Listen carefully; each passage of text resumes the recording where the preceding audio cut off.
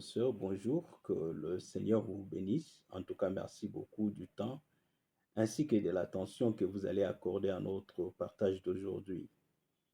Aujourd'hui, nous aimerions parler sur la Pâque, qui est une grande célébration pour nous, les enfants de Dieu.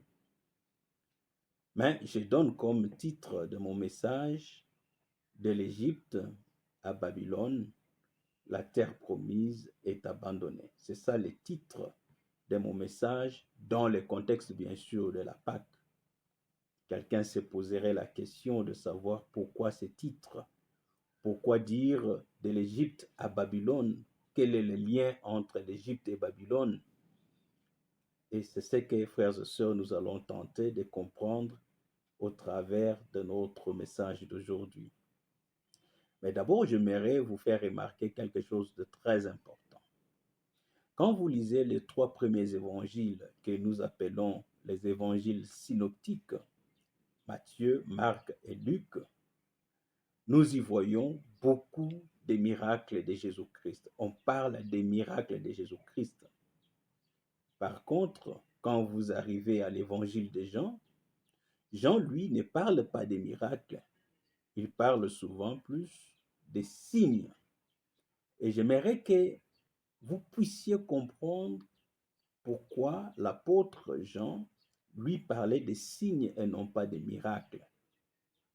Eh bien, frères et sœurs, c'est tout simplement parce qu'un signe pointe toujours à quelque chose. Quand on parle des signes, c'est qu'on veut amener notre compréhension au-delà de ce que nous voyons se produire. Et ça, c'est très important. En d'autres termes, tout ce que faisait Jésus-Christ en termes de miracles avait toujours un message caché qui était beaucoup plus important par rapport à ce qui se produisait de façon physique. Et l'Église est appelée à chercher à savoir, quand elle lit les Saintes Écritures, quelle est la pensée de Dieu qui se cache derrière les Écritures, derrière chaque événement que nous voyons dans la Bible. Et pour les cas précis, nous aimerions savoir ensemble quel est le vrai message qui se cache derrière la Pâque. Je n'ai pas ici la prétention de connaître plus que les autres frères et sœurs. Je sais que les messages sur la Pâque, nous en avons entendu de toutes sortes. Chaque année, quand nous arrivons pendant cette période de fête de Pâques, nous écoutons différents messages de différents serviteurs de Dieu. Mais en réfléchissant sur les comportements ou encore l'attitude de beaucoup de chrétiens, je me suis rendu compte qu'il est important de parler de deux mouvements qui ont trait avec la sortie des enfants de Dieu. Vous êtes sans ignorer qu'avant la Pâque, nous trouvons la nation de Dieu dans l'esclavage en Égypte. Ils ont tellement souffert en Égypte comme esclaves jusqu'au jour où le Seigneur a décidé de les faire sortir de l'esclavage de l'Égypte. Et le Seigneur avait ordonné qu'on puisse tuer ou immoler l'animal et qu'on puisse faire usage du sang pour servir de protection pour la nation de Dieu. Et cela est significatif parce que cet animal physique qu'on avait tué, c'était l'image de Jésus-Christ qui est en réalité notre Pâque, selon que les disent les Saintes Écritures. Donc quand nous parlons de la sortie de l'Égypte, c'est cette sortie-là que nous appelons la Pâque. La Pâque signifie la sortie d'une vie d'esclavage vers la terre promise. Et c'était ça le premier mouvement que les enfants de Dieu, Israël pour être précis, avaient fait. Sortir de l'Égypte pour aller vers la terre promise. Mais c'est quoi l'Égypte? Comme je disais, que c'était un signe là qui nous pointe à quelque chose de beaucoup plus important. C'est vrai, ils avaient vécu cela physiquement, mais cela avait une portée spirituelle que l'Église est censée de connaître. Nous sommes en train d'expliquer, l'Égypte symbolisait la vie du monde, la vie de péché. Et Christ, qui est notre Pâque, qui est l'agneau immolé, de qui nous avons notre salut, c'est lui qui avait répandu de son sang pour que nous puissions être libérés. C'est Christ-là nous a tirés du monde, nous a tirés de la vie du péché pour nous amener dans une nouvelle vie, la vie de la sanctification, la vie de la paix avec notre Créateur. C'est pour cela, dans Matthieu chapitre 1, le verset 21, la Bible dit, on donnera le nom à l'enfant qui sera né, le nom de Jésus, car il sauvera son peuple du péché. Donc, notre Pâque qui est Jésus est venu nous sauver du péché de la même façon que Dieu, par Moïse, avait sauvé son peuple de la vie d'esclavage de l'Égypte pour les amener dans la terre promise, la terre de paix. La vie du monde, la vie du péché, c'est une vie d'esclavage. C'est pour cela Jésus-Christ, dans Jean chapitre 8, il dit, vous connaîtrez la vérité et la vérité vous affranchira. Les gens lui avaient posé la question, comment pouvons-nous être affranchis parce que nous ne sommes pas des esclaves? Et Jésus-Christ leur avait dit que tout celui qui vit dans le péché, il est esclave du péché. Voyez? Donc, la vie de l'Égypte, la vie de l'esclavage, n'est autre que la vie du péché. Et Jésus-Christ est venu nous sauver de cette vie du péché. Il nous a fait quitter du monde pour nous amener dans l'Église qui est symboliquement l'image de la terre promise, là où les enfants de Dieu vivent selon les prescrits de Dieu, selon les commandements ou la loi que Dieu avait donnée à son peuple. Donc la terre promise, c'est une terre de paix où les enfants de Dieu vivent selon la pensée de Dieu exprimée dans les Écritures. Là, nous avons vu la première sortie de l'Égypte vers la terre promise. Mais dans notre sujet, nous avons dit de l'Égypte à Babylone, la terre promise est abandonnée. Mais pourquoi nous avons dit ça? Parce que Israël, le peuple de Dieu, n'avait pas seulement connu un seul mouvement de sortie, il en avait connu un autre. C'était la sortie de Babylone vers Jérusalem. Mais comment sont-ils allés à Babylone, eux qui étaient déjà arrivés dans la terre promise et qui étaient bénis par Dieu dans la terre promise? Eh bien, frères et sœurs, c'est à cause du péché. En effet, les enfants d'Israël, le peuple de Dieu, avaient préféré d'abandonner la loi de Dieu pour vivre une vie qui ressemblait aux gens du monde. Ils avaient imité les pratiques du monde et à cause de cela, Dieu les avait une fois de plus frappés et accepté à ce que son propre peuple puisse aller de nouveau dans l'esclavage. Mais cette fois-ci, c'était l'esclavage en Babylone. Mais qu'est-ce que Babylone représente, frères et sœurs? Si l'Égypte signifie le monde du péché, où nous étions tirés par Jésus-Christ pour nous positionner ou nous placer dans l'Église, qui est l'image de la terre promise. Mais qu'est-ce que Babylone signifie? Frères et sœurs, quand nous lisons depuis Genèse, nous comprenons que Babylone, c'est les types de religions, c'est-à-dire c'est une église inspirée par les diables, mais qui est conduite selon les idées et les pensées humaines.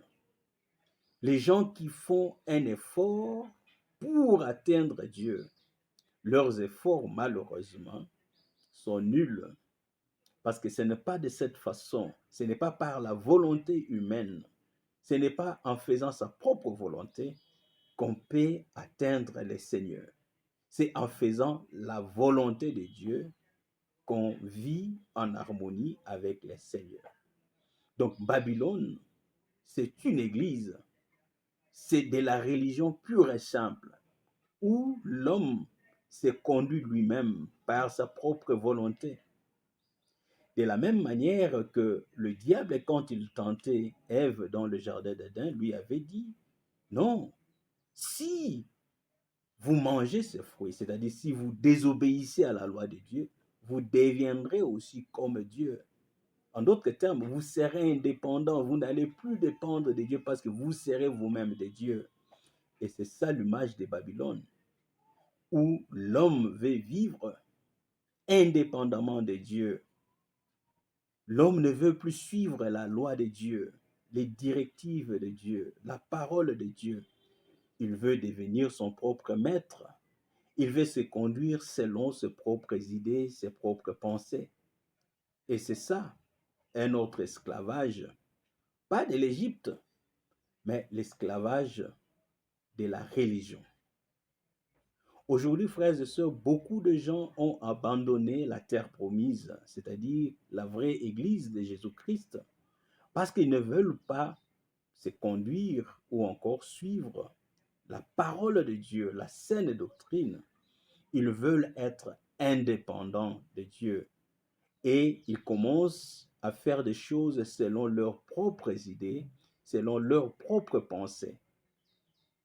Voilà la naissance des dénominations. Toutes les dénominations sont l'image de Babylone. Et dans cette religion que nous appelons Babylone, qui combat en réalité la vraie Église, les gens, comme je disais, sont inspirés par les diables, mais beaucoup ne le savent pas. Tout simplement parce que, au lieu de suivre les saintes écritures, qui sont l'expression de la pensée de Dieu, ils suivent leur propre raisonnement, leur propre philosophie. Voilà pourquoi ils deviennent comme des dieux dans leurs églises. Et quand les gens suivent leurs propres idées, leurs propres pensées pour diriger l'Église, cette Église-là ne sera pas l'Église véritable de Jésus-Christ, mais ça sera une Église, une invention du diable, mais qui passe par les idées brillantes des hommes. Et dans cette Église-là, la caractéristique principale sera la recherche de la gloire, de la puissance, de la même manière que quand nous lisons dans Genèse, quand les gens cherchaient à construire la tour de Babel, l'idée c'était pour leur propre gloire, pour démontrer leur puissance. Et c'est ça la caractéristique de cette église de Babylone. Dans les livres d'Apocalypse ou Révélation, on parle aussi de cette église de Babylone. Quand vous lisez le chapitre 16, 17 et 18 des Révélations, vous allez comprendre la caractéristique de cette église de Babylone. C'est une église qui combat la vraie église de Jésus-Christ, parce que dans Révélation, on parle de deux églises. On parle de Jérusalem et on parle aussi de Babylone. En image, Jérusalem, c'est l'église véritable de Jésus-Christ, mais Babylone, c'est l'église du diable. Et cette église va tomber. Mais j'aimerais que nous restions dans la caractéristique de ces deux églises. Vous allez voir que quand vous lisez Révélation, la Bible parle de Jérusalem, la sainte ville de Dieu. En d'autres termes, la vraie Église est caractérisée par la sanctification, par la sainteté. Jérusalem est sainte. Mais tandis que quand on parle de Babylone, on dit que Babylone, la grande. Donc, l'église de Babylone, elle est caractérisée par la grandeur, par la puissance. Et c'est exactement ce que beaucoup de gens aujourd'hui qui ont abandonné l'église véritable pour suivre l'église de Babylone et par conséquent, ils sont dans l'esclavage. Cette fois-ci, ce n'est pas l'esclavage de l'Égypte, mais l'esclavage de la religion. Bien-aimé dans le Seigneur, le diable a beaucoup investi dans l'Église. Pourquoi il investit dans l'Église? C'est parce que le but qu'il est en train de poursuivre, c'est de combattre la vraie Église. Voilà pourquoi il y a multiplication de fausses églises. Des églises qui sont inspirées par les diables et conduites par les pensées humaines. Dans ces églises, on ne cherche que la grandeur pour montrer que cette église, elle se ressemble à Babylone, parce que c'est ça la caractéristique de Babylone. Quand vous y allez, le message n'est tourné que vers les conforts terrestres. Vous serez grand, vous serez puissant, vous allez avoir ceci ou cela. On ne parle que de l'élévation, de la prospérité, de la grandeur, de la puissance. C'est ça. Et quand on parle de la grandeur, de la puissance, de la prospérité, tout cela aura à voir avec l'argent. Parce que la puissance de l'argent remplace la puissance du Saint-Esprit. Donc l'Église véritable, parce qu'il est saint et que l'Esprit de Dieu est saint, l'Église véritable est caractérisée par la sanctification. Par conséquent, l'Église véritable est conduite par le Saint-Esprit. Par contre, Babylone, qui est caractérisée par la grandeur, la puissance qui travaille dans cette église, c'est la puissance de l'argent. L'argent remplace la puissance du Saint-Esprit. Et cette église-là a emprisonné beaucoup d'enfants de Dieu. Beaucoup d'enfants de Dieu se trouvent dans ces églises. Ils sont devenus aveugles, ils sont devenus esclaves. D'où il y a nécessité, frères et sœurs, par l'évangile véritable, que les gens quittent aussi cet esclavage de Babylone, c'est-à-dire l'esclavage de la religion, pour rentrer à Jérusalem, dans la terre promise, où nous vivons dans la paix avec le Seigneur, selon la conduite du Saint-Esprit, où nous faisons tout pour plaire et donner gloire à Dieu. C'est ça le deux mouvements. De l'Égypte, les enfants de Dieu étaient tirés pour vivre dans la terre promise. Mais à cause de la désobéissance, à cause de l'envie pour les choses du monde, ils ont quitté ou abandonné l'Église véritable, la terre promise, pour se retrouver comme esclaves dans la religion, dans Babylone, dans les choses du monde, dans des églises ou des dénominations que le diable a créées juste pour maintenir le si longtemps possible les enfants de Dieu dans cet esclavage. Mais gloire soit rendue à Dieu, parce que Dieu reste fidèle à sa parole, parce que Dieu est amour. Il y a un temps marqué pour que les enfants de Dieu véritables puissent quitter la religion de Babylone, l'esclavage de Babylone, et rentrer encore dans la terre promise. Mais il y a un prix à payer. J'aimerais que nous lisions dans Jérémie chapitre 29, le verset 10 et 11, la Bible dit, « Mais voici ce que dit le Seigneur, l'Éternel. Dès que 70 ans seront écoulés pour Babylone, je me souviendrai de vous et j'accomplirai à votre égard ma bonne parole en vous ramenant dans ces lieux, c'est-à-dire dans la terre promise. Car je connais les projets que j'ai formulés pour vous, dit l'Éternel, projets de paix et non de malheur, afin de vous donner un avenir et de l'espérance. » Le Seigneur a pour but de nous donner un avenir, de nous donner de l'espérance. Et sans contredire, frères et sœurs, cet avenir et cette espérance ne sont à trouver nulle part ailleurs que dans la parole de Dieu. C'est pour cela, Dieu dit, il se souviendra de sa bonne parole. C'est la parole véritable, la parole sainte qui nous fera sortir de l'esclavage de Babylone pour nous ramener dans ces lieux de paix dans la terre promise. Bien-aimés dans le Seigneur, nous avons besoin de l'évangile pur. Nous n'avons pas besoin des flatteries des gens, des idées brillantes qui nous caressent pour que nous puissions être exploités. Parce qu'un esclave est continuellement exploité. Donc, dans l'église de Babylone, on vous parle de la prospérité, de ceci ou de cela. Mais en réalité, c'est juste une stratégie pour que vous puissiez être exploité à longueur de journée. Voici l'invitation. La parole de Dieu, elle est sainte et elle est puissante pour nous sortir de Babylone et nous ramener dans la terre promise, dans l'église véritable. De l'Égypte à Babylone, la terre promise est abandonnée. Mais le Seigneur s'est souvenu de sa parole. Et il parle à toi, mon frère, il parle à toi, ma sœur, de quitter les sentiments, les émotions, de quitter d'être impressionné par de soi-disant grands serviteurs de Dieu, mais de revenir à la parole, car seule la parole va nous affranchir de l'esclavage et du péché et de la religion.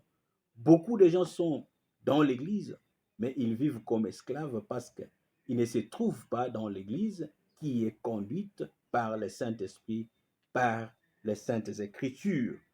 Et ces Écritures doivent être lues et comprises, bien sûr, dans leur contexte approprié.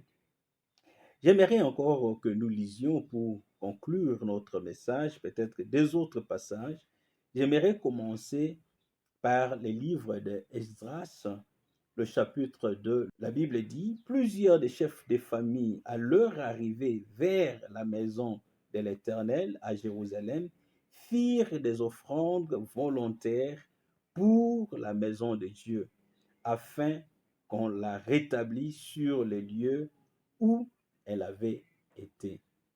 Voyez, quand le temps de Dieu est venu, Dieu s'est souvenu de sa bonne parole, la parole qui libère, pour affranchir son peuple de l'esclavage de Babylone vers de nouveau la terre promise. La Bible dit, les enfants de Dieu sont venus avec des offrandes volontaires. J'aimerais souligner cet aspect des choses parce que c'est très important. Pour construire la maison de Dieu, ça s'est fait aussi quand vous lisez dans Exode chapitre 25 et aussi 36.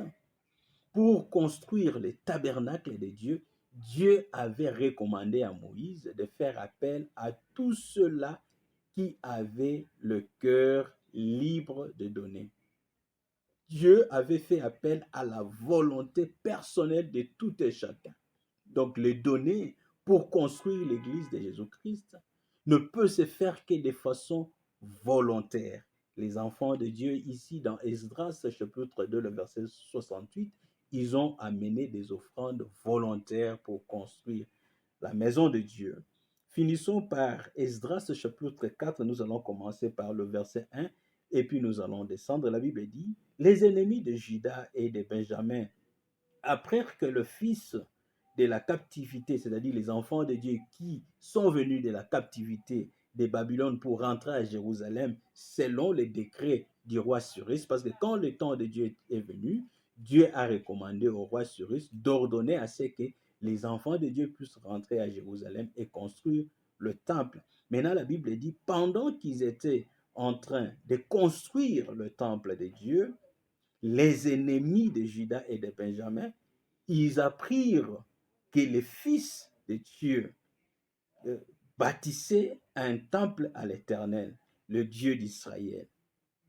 Ils vinrent auprès des Zorobabel et des chefs de famille et leur dirent, Les ennemis d'Israël sont venus pour voir Zorobabel et les autres chefs de famille pour leur dire, nous bâtirons avec vous car comme vous, nous invoquons votre Dieu et nous lui offrons des sacrifices depuis le temps du roi Esar-Hadon, roi de Syrie, qui nous a fait monter ici.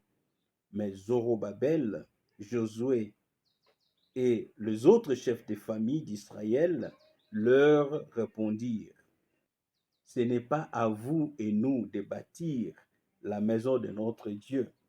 Nous la bâtirons nous seuls à l'Éternel, le Dieu d'Israël, comme nous l'a ordonné Cyrus, le roi de Perse. Ça, c'est très remarquable, frères et sœurs. Qu'est-ce que j'aimerais que nous comprenions ensemble sur ce passage? Les enfants d'Israël qui quittent Babylone par la puissance de la parole de Dieu, ils ne sont plus esclaves. Ils rentrent, il fallait maintenant reconstruire le temple qui a été détruit. Quand ils ont commencé à faire l'œuvre, les ennemis sont venus pour leur demander de construire ce temple ensemble. Mais quel est l'argument que les ennemis qui cherchent à construire le temple ensemble avec eux ont avancé? C'était que nous évoquons le nom de votre Dieu et nous lui offrons aussi des sacrifices. Mais les enfants de Dieu ont refusé, ils disent que non, ce n'est pas à vous et à nous de bâtir ensemble, nous bâtirons nous-mêmes. Bien-aimés dans le Seigneur, dans l'église de Babylone, nous comprenons que l'église est sous l'emprise de ceux qui ont l'argent pour donner des sacrifices, pour donner des offrandes. Et beaucoup de pasteurs s'en réjouissent. Dans l'église de Babylone, qu'est-ce que nous remarquons? Les gens du monde, les ennemis de Dieu, les païens, ils viennent aussi avec leur argent pour donner des sacrifices. Ils prétendent aussi invoquer le nom de notre Dieu. Mais ils ont d'autres intentions. Mais malheureusement, les soi-disant pasteurs qui aiment la grandeur, la puissance et l'argent, qui sont dans l'église de Babylone, pour eux, ils disent, oui, on peut construire la maison de Dieu avec l'argent de ces gens. C'est pour cela on les appelle des gros poissons. Quand ils voient quelqu'un avec l'argent, ils les tremblotent devant des gens qui sont friqués, des gens qui ont l'argent. Parce qu'ils sont en train d'envier leur argent. Ils sont cupides. Ils acceptent l'argent des païens pour faire l'œuvre de Dieu. Et cela ne les dérange pas parce qu'ils sont dans la recherche de la grandeur. Quand ils reçoivent même l'argent des païens pour construire, quand les gens vont voir les bâtiments qu'ils construisent et ils en trouvent leur part, ils sont dans la gloire, ils peuvent se taper la poitrine, voilà l'œuvre que j'ai accomplie. Mais ce n'était pas le cas avec les enfants de Dieu. Les enfants de Dieu, pour construire l'œuvre de Dieu, les temples, ils ont refusé que les païens viennent avec leur argent. Pourquoi? Quand vous commencez à accepter l'argent des malfaiteurs, l'argent des païens, l'argent des gens qui sont dans le monde, mais le risque est que, à un moment, l'Église sera sous l'emprise de ces gens. C'est pour ça que vous allez trouver dans beaucoup d'églises, les pasteurs sont incapables de prêcher contre le péché, d'exposer le mal. Parce que dans l'Église, ils se rendent finalement compte que beaucoup de ceux-là qui amènent de l'argent pour construire leur ministère, ce sont des païens, ce sont des malfaiteurs, ce sont des dealers de drogue, ce sont des prostituées, ce sont des voleurs, ce sont des gens qui détournent des fois aussi l'argent de l'État. Ce sont des gens qui sont dans beaucoup de choses de faux. Et ce sont eux-là qui remplissent leurs églises. Ils sont à l'aise avec des danses et consorts. Alors le pasteur se dit, comment puis-je parler de l'adultère alors que nombre de gens qui viennent avec l'argent, ce sont des adultères? Comment puis-je m'attaquer au vol, au détournement, alors que nombre de gens qui remplissent mon église, ils détournent, ils volent, ils sont dans des combines. Voilà. Parce que l'église de Babylone, qui maintient beaucoup de gens dans l'esclavage, n'est caractérisée que par la gloire, la recherche de la puissance, de la grandeur, de l'élévation. Et par conséquent, ils n'ont pas le temps pour la vérité. Mais l'Église véritable, elle est prête à dire non. Nous allons bâtir l'Église de Dieu nous-mêmes, avec le peu que nous avons. Mais nous devons bâtir nous-mêmes pour que nous soyons indépendants des gens, pour que la vérité ne puisse pas être entravée. Voilà pourquoi je vous avais lu Esdras 2, le verset 68, qui dit « Les gens ont donné des offrandes volontaires pour construire le temple. » Bien-aimés dans le Seigneur, dans l'Église véritable, nous donnons à Dieu, mais nos offrandes sont toujours volontaires. Et nous n'espérons pas que les gens viennent avec de gros montants pour que demain, qu'ils puissent contrôler et les pasteurs et d'autres serviteurs dans l'Église pour que l'Église soit sous l'emprise de leurs pensées et de leur volonté. Bien-aimés dans le Seigneur, nous sommes en train de célébrer la Pâque, mais la Pâque signifie notre sortie du monde pour revenir à Dieu et vivre dans la sanctification. Et cela n'était possible qu'avec l'œuvre de Jésus-Christ, qui est véritablement notre Pâque.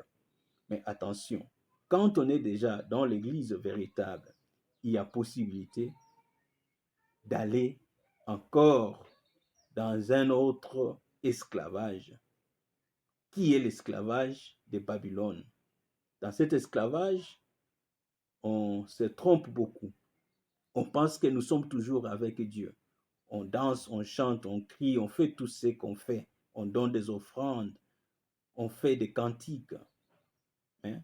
C'est un esclavage des religions où nous sommes maintenus pendant longtemps possible.